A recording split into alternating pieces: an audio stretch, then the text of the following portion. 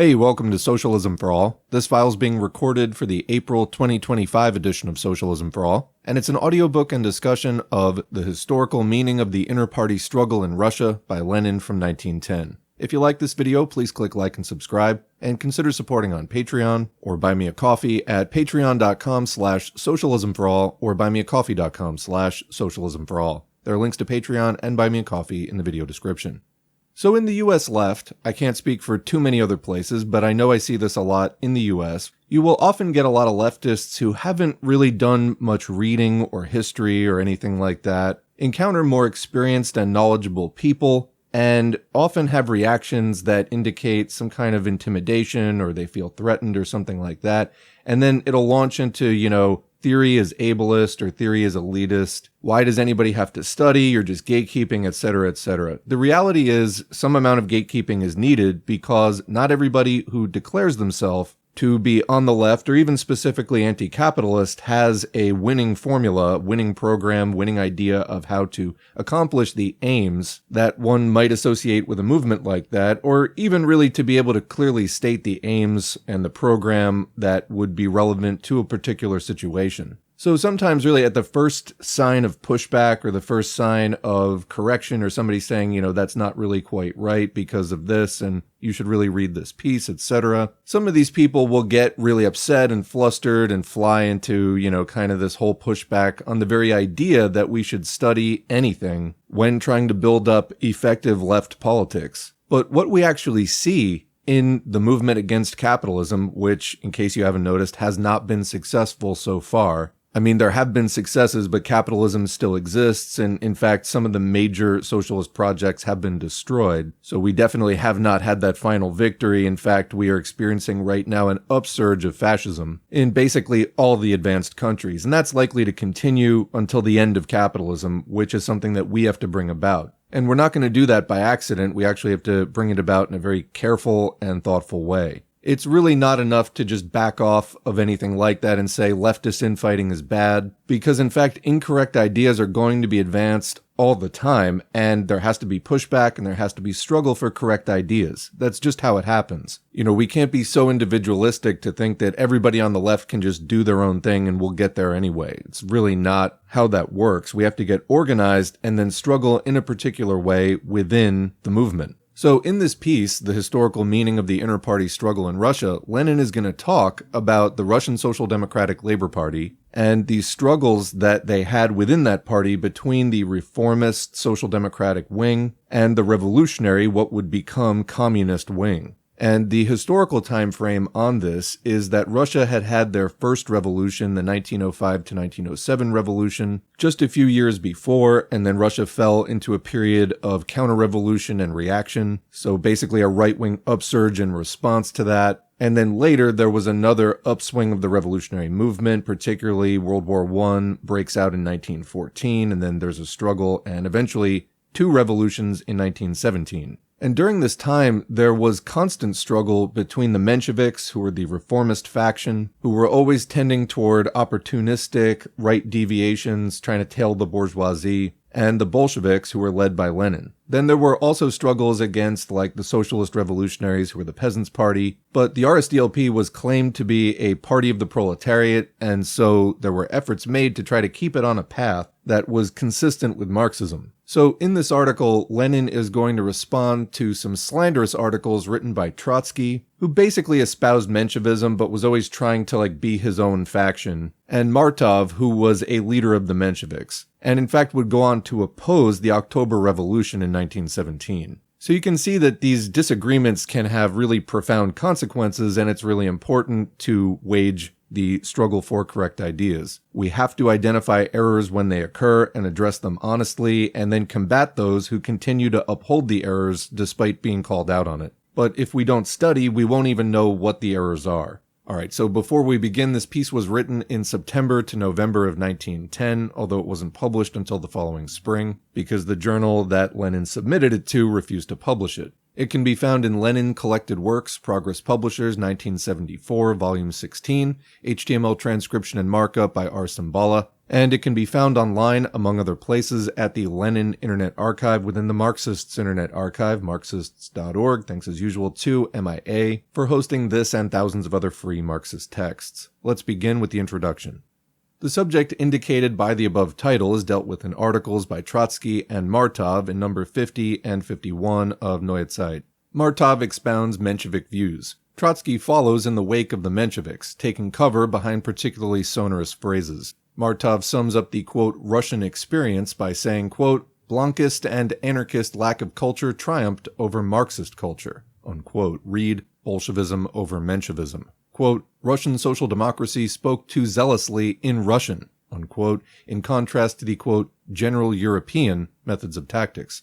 Trotsky's, quote, philosophy of history is the same. The cause of the struggle is the, quote, adaptation of the Marxist intelligentsia to the class movement of the proletariat, unquote. Quote, sectarianism, intellectualist individualism, ideological fetishism, unquote, are placed in the forefront. Quote, the struggle for influence over the politically immature proletariat, unquote, that is the essence of the matter. So commenting, Martov is basically annoyed that Bolshevism is triumphing over Menshevism, and he's attempting to console himself by insulting it as being anarchist and Blankist, both of which are untrue, and Blankism, incidentally, is a kind of revolutionary conspiratorialism where a small group of people basically think that they can get the revolution going all on their own. This name is taken from the end of the Paris Commune. There was somebody named Blanqui who basically thought that they could do this, and they couldn't. And incidentally, it's not uncommon for opponents of Leninism to refer to it as Blankism, but nothing could be further from the case. Lenin wrote against Blankism many times, and it is fundamentally a misrepresentation of Leninism to call it that. That's not what Leninism is about, not just in words, but in practice. And then meanwhile, Trotsky is complaining about sectarianism, intellectualist individualism, and ideological fetishism, which is kind of ironic considering Trotsky's overall trajectory, basically telling on himself right there. Section 1. The theory that the struggle between Bolshevism and Menshevism is a struggle for influence over an immature proletariat is not a new one. We've been encountering it since 1905, if not since 1903, in innumerable books, pamphlets, and articles in the liberal press. Martov and Trotsky are putting before the German comrades liberal views with a Marxist coding. Of course, the Russian proletariat is politically far less mature than the proletariat of Western Europe. But of all classes of Russian society, it was the proletariat that displayed the greatest political maturity in 1905-7. The Russian liberal bourgeoisie, which behaved in just as vile, cowardly, stupid, and treacherous a manner as the German bourgeoisie in 1848, hates the Russian proletariat for the very reason that in 1905 it proved sufficiently mature politically to wrest the leadership of the movement, and specifically the leadership, from this bourgeoisie, and ruthlessly to expose the treachery of the liberals.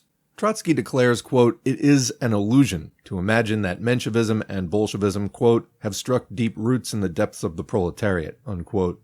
This is a specimen of the resonant but empty phrases of which our Trotsky is a master. The roots of the divergence between the Mensheviks and the Bolsheviks lie not in the, quote, depths of the proletariat, but in the economic content of the Russian Revolution.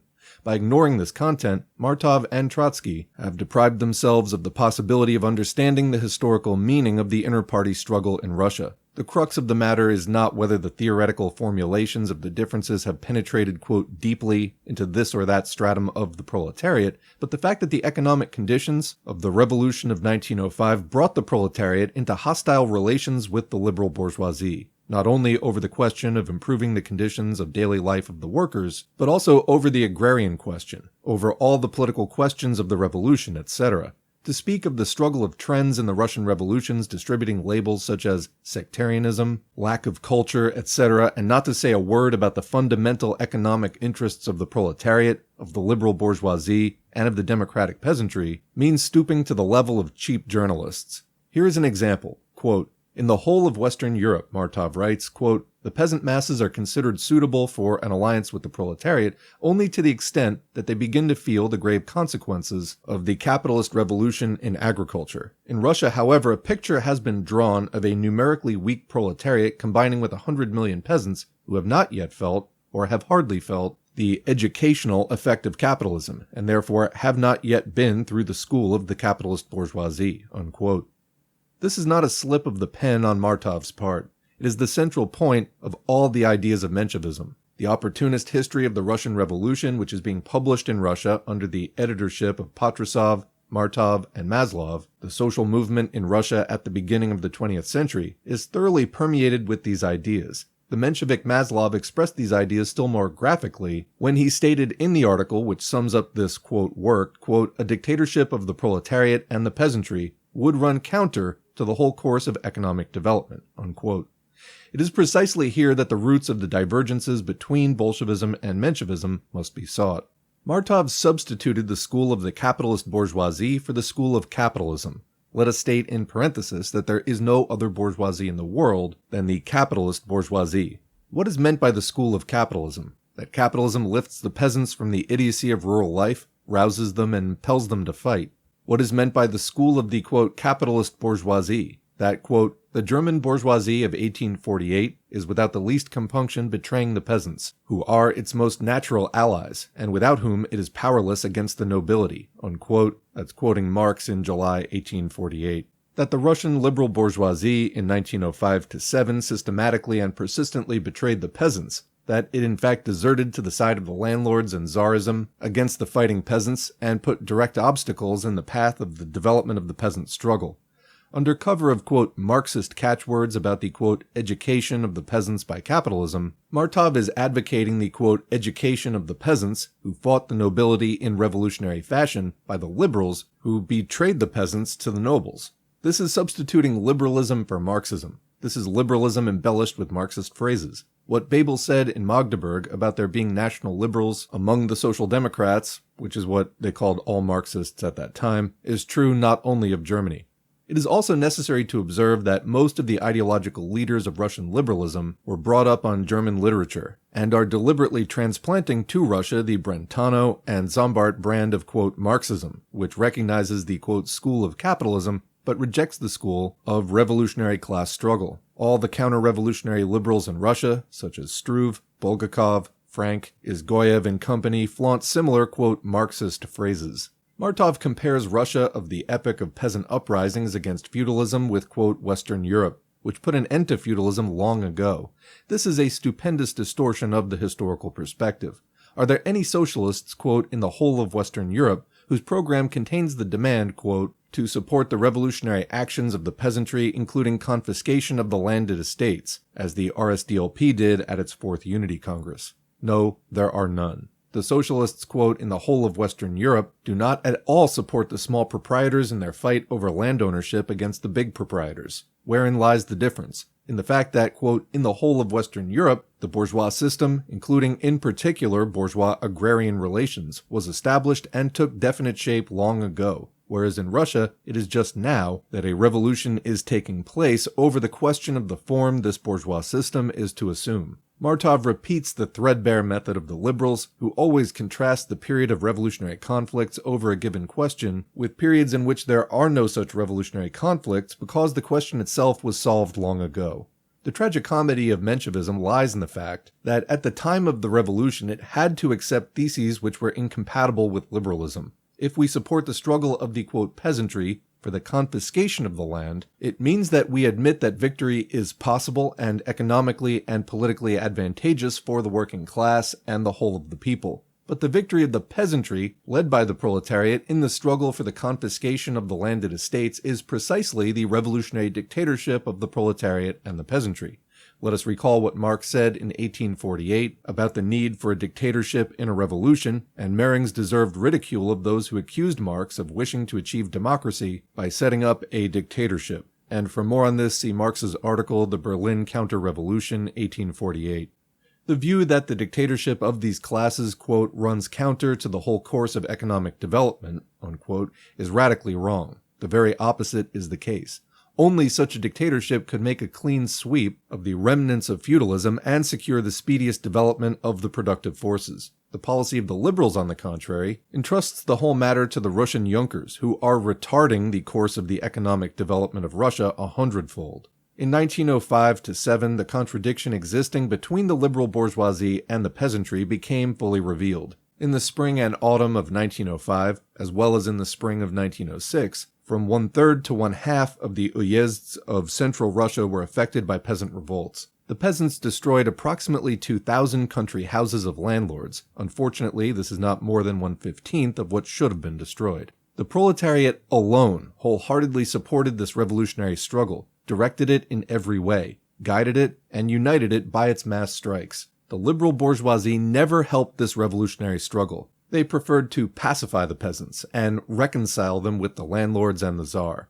The same thing was then repeated in the parliamentary arena in the first two Dumas, 1906 and 1907. During the whole of that period, the liberals hindered the struggle of the peasants and betrayed them, and it was only the workers' deputies who directed and supported the peasants in opposition to the liberals. The entire history of the First and Second Dumas is full of the struggle of the liberals against the peasants and the Social Democrats. The struggle between Bolshevism and Menshevism is inseparably bound up with that theory, being a struggle over the question whether to support the liberals or to overthrow the hegemony of the liberals over the peasantry. Therefore, to attribute our splits to the influence of the intelligentsia, to the immaturity of the proletariat, etc., is a childishly naive repetition of liberal fairy tales. For the same reason, Trotsky's argument that splits in the international social democratic movement are caused by the, quote, process of adaptation of the social revolutionary class to the limited or narrow conditions of parliamentarism, unquote, etc., while in the Russian social democratic movement they are caused by the adaptation of the intelligentsia to the proletariat, is absolutely false. Trotsky writes, quote, while the real political content of this process of adaptation was limited or narrow from the standpoint of the socialist final aim, its forms were unrestrained, and the ideological shadow cast by this process was great, unquote.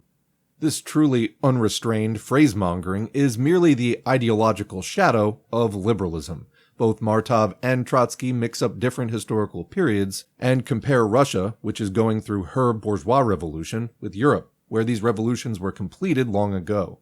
In Europe, the real political content of social democratic work is to prepare the proletariat for the struggle for power against the bourgeoisie, which already holds full sway in the state. In Russia, the question is still only one of creating a modern bourgeois state, which will be similar either to a Junker monarchy, in the event of Tsarism being victorious over democracy, or to a peasant bourgeois democratic republic, in the event of democracy being victorious over Tsarism. And the victory of democracy in present-day Russia is possible only if the peasant masses follow the lead of the revolutionary proletariat, and not that of the treacherous liberals. History has not yet decided this question. The bourgeois revolutions are not yet completed in Russia, and within these bounds, i.e., within the bounds of the struggle for the form of the bourgeois regime in Russia, the, quote, real political content of the work of Russian social democrats is less, quote, limited than in countries where there is no struggle for the confiscation of the landed estates by the peasants, where the bourgeois revolutions were completed long ago. It is easy to understand why the class interests of the bourgeoisie compel the liberals to try to persuade the workers that their role in the revolution is, quote, limited, that the struggle of trends is caused by the intelligentsia and not by profound economic contradictions, that the Workers' Party must be, quote, not the leader in the struggle for emancipation, but a class party, unquote. This is the formula that the Golossist liquidators advanced quite recently, Levitsky and Nasha Zarya, and which the liberals have approved. They use the term class party in the Brentano-Zombart sense. Concern yourself only with your own class and abandon, quote, Blankist dreams of leading all the revolutionary elements of the people in a struggle against Tsarism and treacherous liberalism. Section 2. Martov's arguments on the Russian Revolution and Trotsky's arguments on the present state of Russian social democracy definitely confirm the incorrectness of their fundamental views. We shall start with the boycott. Martov calls the boycott, quote, abstention from politics, the method of the, quote, anarchists and syndicalists, and he refers only to 1906. Trotsky says that the, quote, boycottist tendency runs through the whole history of Bolshevism, boycott of the trade unions, of the State Duma, of local self-government bodies, etc., unquote. That it is the, quote, result of sectarian fear of being swamped by the masses, the radicalism of irreconcilable abstention, etc.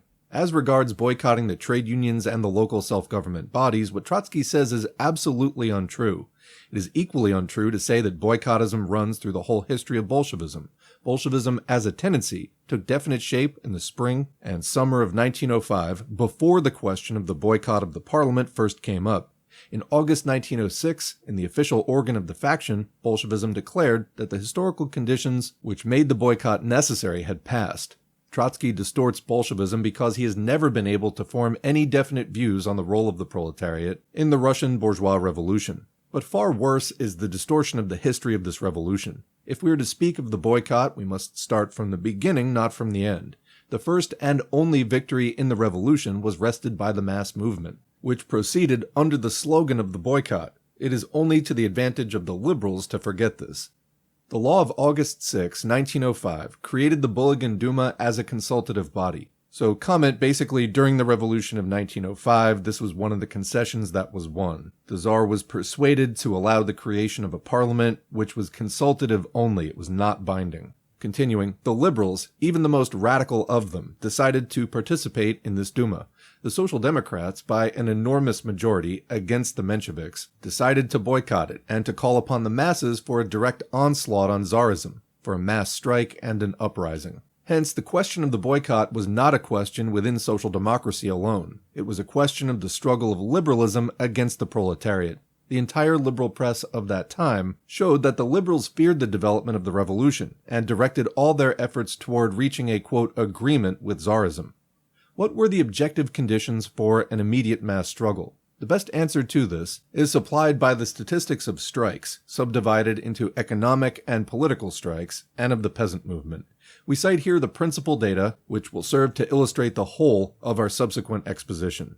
And this chart is much too big to summarize, but I'll put it on the screen, or you can read it at the link in the description. Continuing, these figures reveal what enormous energy the proletariat is capable of displaying during a revolution.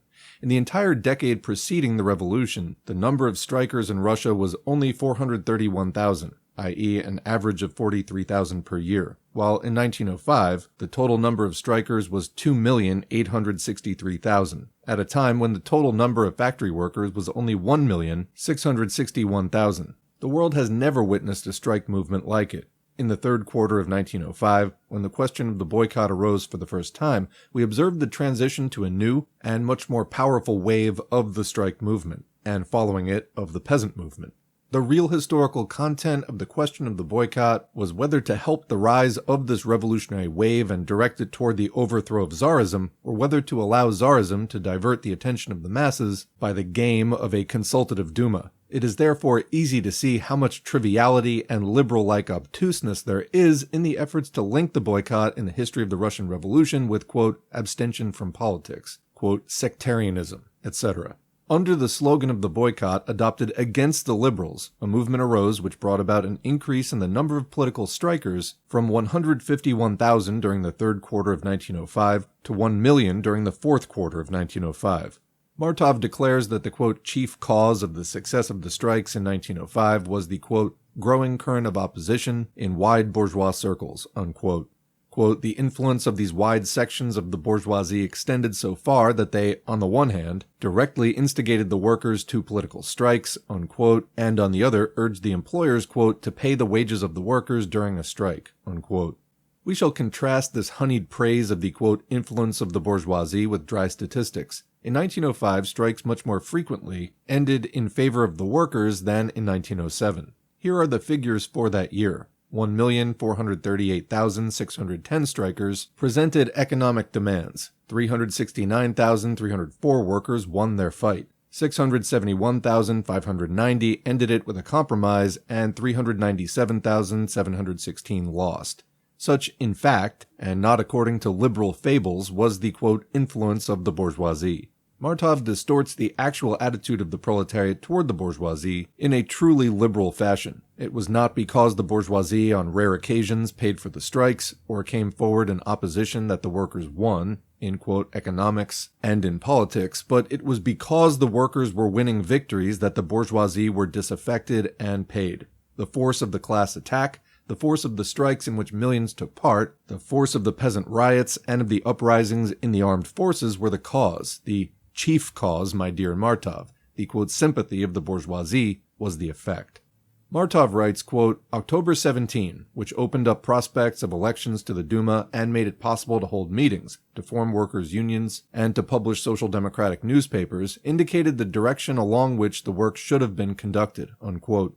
But the trouble was that, quote, the idea of the possibility of a strategy of attrition did not enter anybody's head. The whole movement was being artificially pushed toward a serious and decisive clash, i.e. toward the December strike and the December, quote, sanguinary defeat.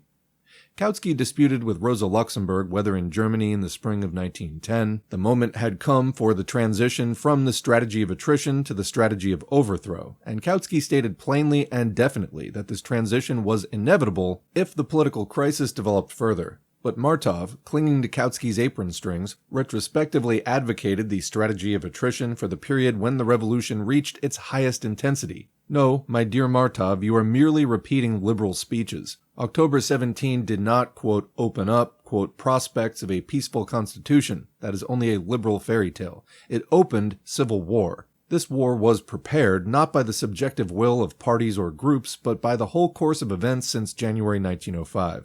The October Manifesto signified not the cessation of the struggle, but the balancing of the contending forces. Tsarism was no longer in a position to govern. The revolution was not yet in a position to overthrow it. The objectively inevitable consequence of this situation was a decisive struggle. Both in October and in November, civil war was a fact, and the peaceful prospects were a liberal lie. This war found expression not only in pogroms, but also in the struggle by armed force against insubordinate units of the army, against the peasants in 1/3 of Russia, and against the border regions. Those who, under such circumstances, regard the December armed uprising and mass strike as, quote, artificial, can only artificially be classed as Social Democrats. The natural party for such people is the Liberal Party.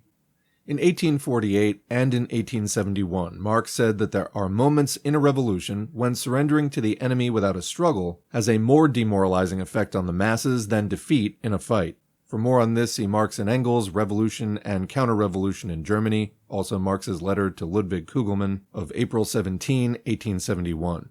December 1905 was not only such a moment in the history of the Russian Revolution, it was the natural and inevitable culmination of the mass encounters and battles which had been growing in intensity in all parts of the country during the preceding 12 months. Even dry statistics bear witness to this fact. The number of persons who took part in purely political strikes, i.e., in which no economic demands were presented, was, in January 1905, 123,000. In October, 328,000. In December, 872,000. And yet there are people who want us to believe that this growth was, quote, artificial.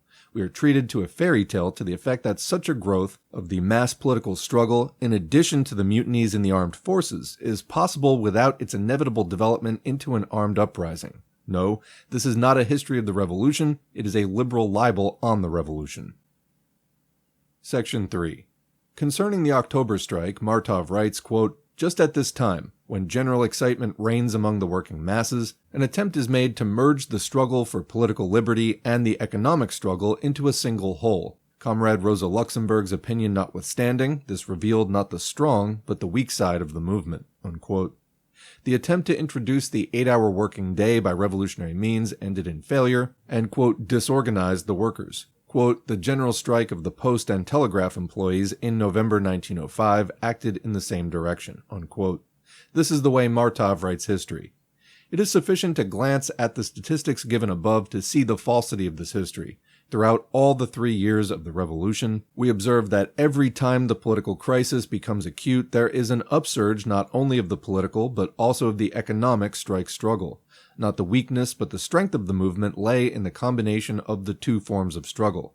The opposite view is the view of the liberal bourgeois. For the very thing he wanted was that the workers should take part in politics, without, however, the broad masses being drawn into the revolution and into the struggle against the bourgeoisie. It was precisely after October 17 that the liberal Zemstvo movement finally split.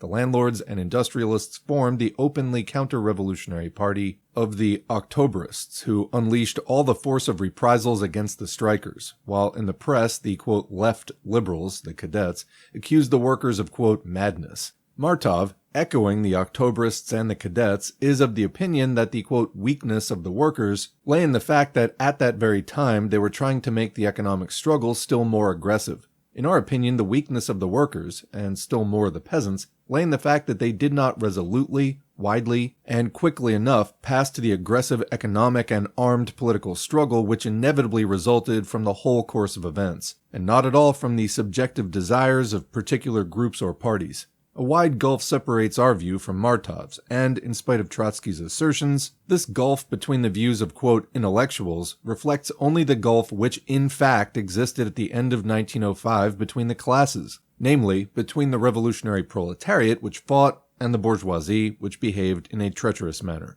It must be added that defeats of the workers in the strike struggle are characteristic not only of the end of 1905, which Martov seized upon, but to a still greater extent of 1908 and 1907. The statistics show that during the 10 years 1895 to 1904, the employers won 51.6% of the strikes, according to the number of strikers involved. In 1905, 29.4%. In 1906, 33.5%. In 1907, 57.6%, 1908, 68.8%. Does this mean that the economic strikes of 1906 to 7 were mad and inopportune, and that they revealed the, quote, weak side of the movement? No. It means that inasmuch as the offensive of the revolutionary struggle of the masses was not strong enough in 1905, defeat, both in politics and in, quote, economics, was inevitable, but that if the proletariat had not been able to rise at least twice for a new attack against the enemy, 250,000 persons involved in political strikes alone during the second quarter of 1906 and also 1907, the defeat would have been still greater. The coup d'etat would have taken place not in June 1907, but a year, or even more than a year earlier, and the workers would have been deprived of the economic gains of 1905 even sooner than they were. It is this significance of the revolutionary struggle of the masses that Martov absolutely fails to understand. Echoing the liberals, he says in reference to the boycott at the beginning of 1906 that, quote, for a time the Social Democrats remained outside the political line of battle, unquote. From a purely theoretical standpoint, such a presentation of the question of the boycott in 1906 is an incredible simplification and vulgarization of a very complex problem. What was the real, quote, line of battle during the second quarter of 1906? Was it parliamentary or extra-parliamentary? Look at the statistics. The number of persons involved in economic strikes rose from 73,000 to 222,000. The number of those involved in political strikes rose from 196,000 to 257,000. The number of uyezds affected by the peasant movement rose from 36.9% to 49.2% of the total. It is known that mutinies in the armed forces also increased greatly and became more frequent during the second quarter of 1906 compared with the first. It is known further that the First Duma was the most revolutionary parliament in the world at the beginning of the 20th century, yet at the same time it was the most impotent. Not a single one of its decisions was put into effect. Such are the objective facts. In the estimation of the liberals and Martov, these facts show that the Duma was the real line of battle, whereas uprisings, political strikes, and the unrest among the peasants and soldiers were the inconsequential affair of, quote, revolutionary romanticists. And the deep-thinking Trotsky is of the opinion that the factional differences that arose on this ground represented a, quote, intellectualist, quote, struggle for influence over an immature proletariat, unquote.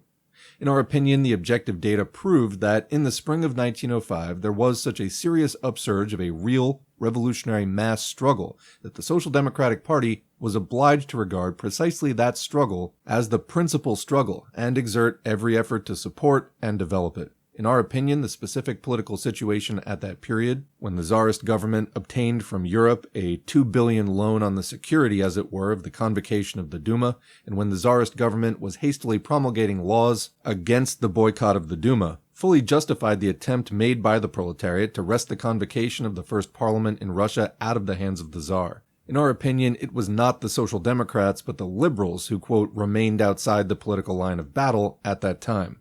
Those constitutional illusions, on the spread of which among the masses the whole career of the liberals in the revolution was based, were most glaringly refuted by the history of the First Duma.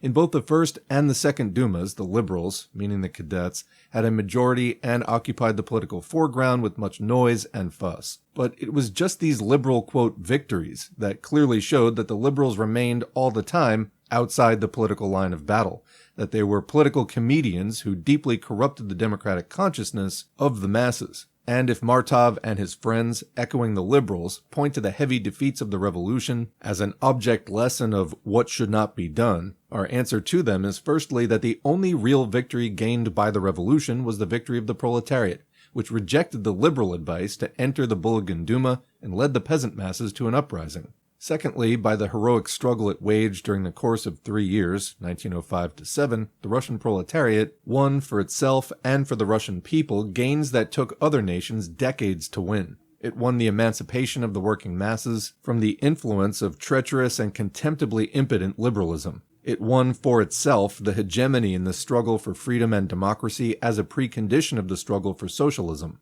It won for all the oppressed and exploited classes of Russia the ability to wage a revolutionary mass struggle, without which nothing of importance in the progress of mankind has been achieved anywhere in the world.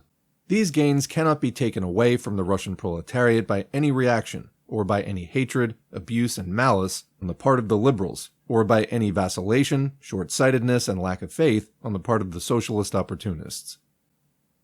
Section 4. The development of the factions in Russian social democracy since the revolution is also to be explained, not by the, quote, adaptation of the intelligentsia to the proletariat, but by the changes in the relations between the classes. The revolution of 1905-7 accentuated, brought out into the open, and placed on the order of the day the antagonism between the peasants and the liberal bourgeoisie over the question of the form of a bourgeois regime in Russia. The politically mature proletariat could not but take a most energetic part in this struggle, and its attitude to the various classes of the new society was reflected in the struggle between Bolshevism and Menshevism.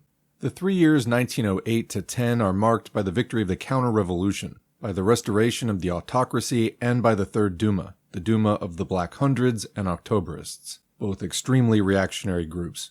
The struggle between the bourgeois classes over the form of the new regime has ceased to be in the forefront. The proletariat is now confronted with the elementary task of preserving its proletarian party, which is hostile both to the reaction and to counter-revolutionary liberalism. This task is not an easy one because it is the proletariat that suffers all the brunt of economic and political persecution, and all the hatred of the liberals because the leadership of the masses in the revolution has been wrested from them by the Social Democrats.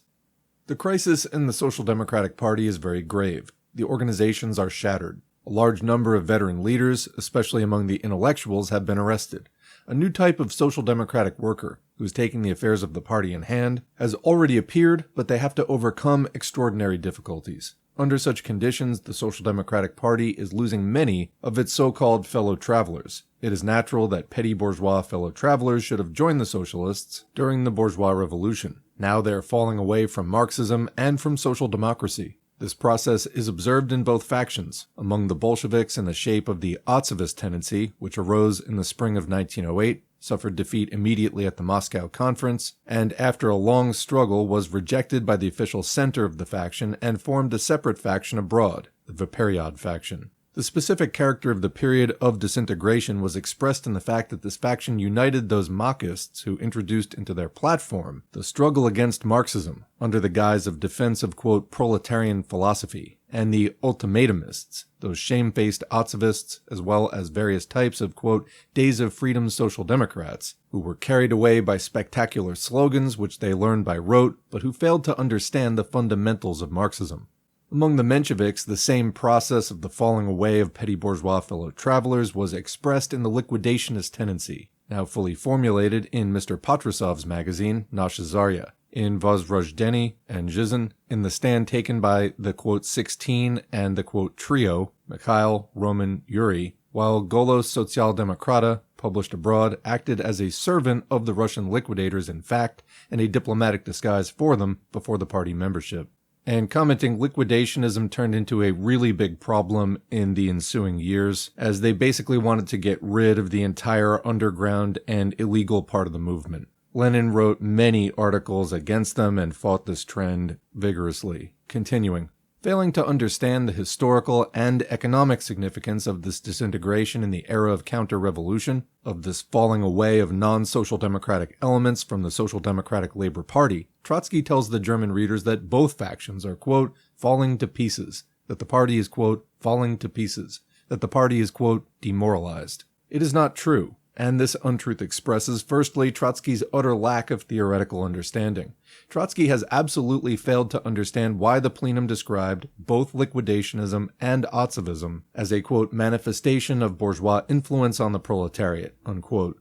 Just think, is the severance from the party of trends which have been condemned by the party and which express bourgeois influence on the proletariat an indication of the party's disintegration, of its demoralization, or is it an indication of its becoming stronger and purer? Secondly, in practice, this untruth expresses the, quote, policy of advertisement pursued by Trotsky's faction. That Trotsky's venture is an attempt to create a faction is now obvious to all, since Trotsky has removed the Central Committee's representative from Pravda. In advertising his faction, Trotsky does not hesitate to tell the Germans that the party is falling to pieces, that both factions are falling to pieces, and that he, Trotsky alone, is saving the situation.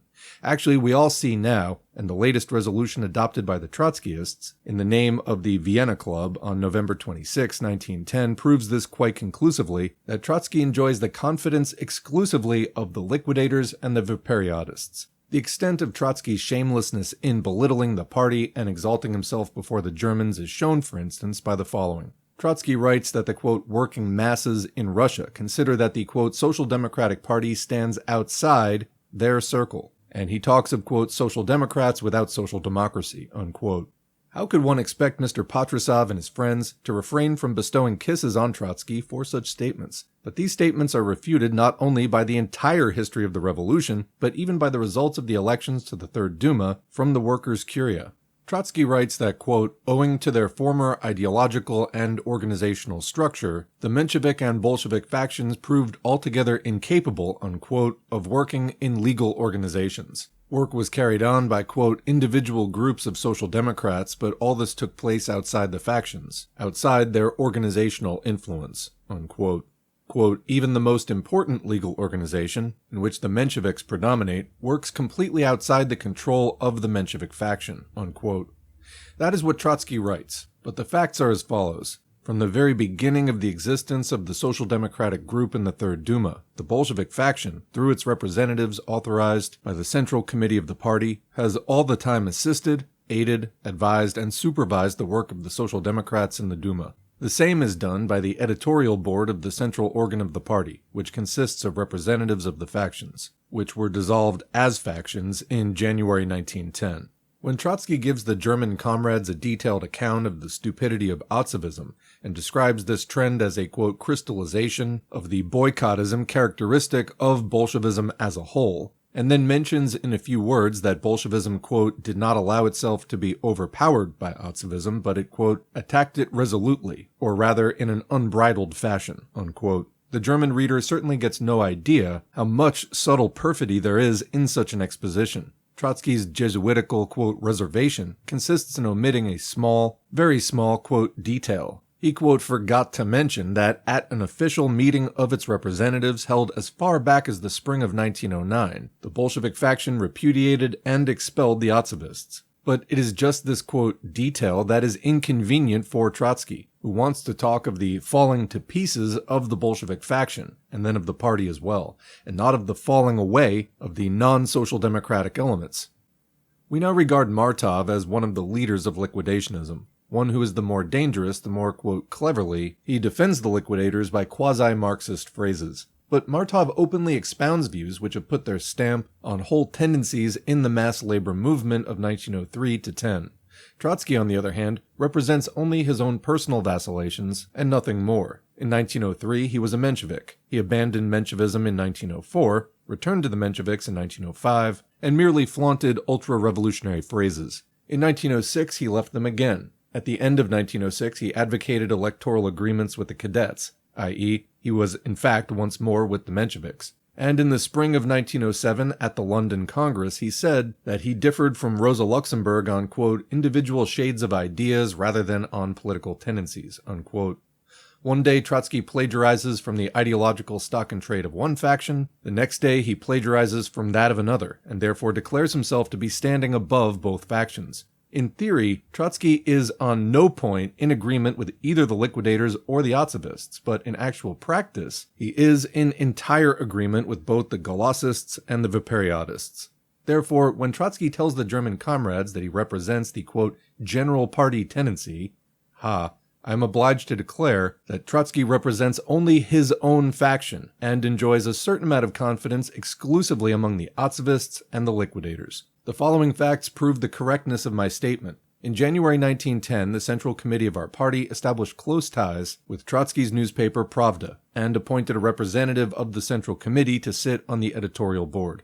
In September 1910, the central organ of the party announced a rupture between the representative of the Central Committee and Trotsky, owing to Trotsky's anti-party policy. In Copenhagen, Plekhanov, as the representative of the pro-party Mensheviks and delegate of the editorial board of the central organ, together with the present writer, as the representative of the Bolsheviks and a Polish comrade, entered an emphatic protest against the way Trotsky represents our party affairs in the German press. Let the readers now judge for themselves whether Trotsky represents a general party or general anti-party trend in Russian social democracy. And that is the end of the audiobook.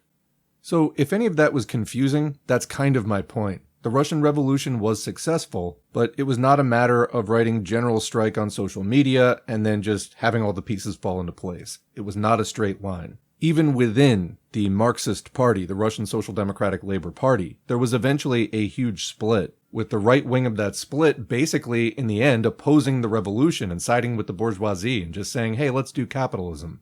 And they claimed to be Marxist, so you can't just take people at their word on that. You have to follow the policies, the different maneuvers in different circumstances as political situations and political questions arise. And we talked in the introduction about the struggle for correct ideas, and that is helpful for correcting particular individual comrades' mistakes. But as Lenin emphasized in here, over the course of the struggle, as the relationships between the classes sharpen and fall into the foreground or the background, there are going to be political ramifications of that within the movement. So there is also, in addition to the subjective factor of people's minds being made up in the right way and being properly informed and so on, the objective changes in the relationship of the classes over the course of historical development. And these things can happen kind of rapidly, and the party may need to make quick zigzags in certain periods. And if there isn't proper class consciousness and there isn't proper study, it can be easy for people to get lost in that process. So